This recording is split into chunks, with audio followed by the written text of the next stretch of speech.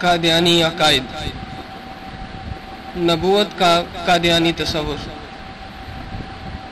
مرزا غلام احمد قادیانی اپنی کتاب تریاق القلوب کے اندر لکھتا ہے،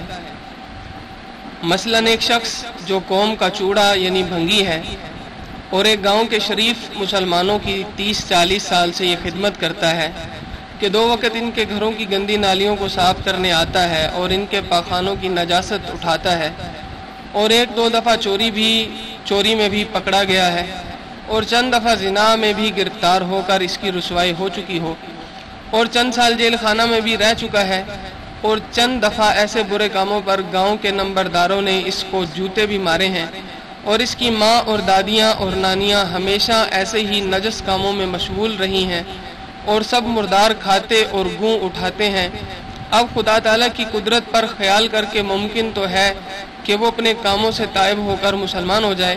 اور پھر یہ بھی ممکن ہے کہ خدا تعالیٰ کا ایسا فضل اس پر ہو کہ وہ رسول اور نبی بھی بن جائے، نعوذ باللہ۔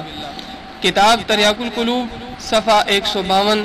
مندرجہ روحانی خزائن، جلد 15، صفحہ 279-280، مصنف از مرزا غلام احمد قادیانی۔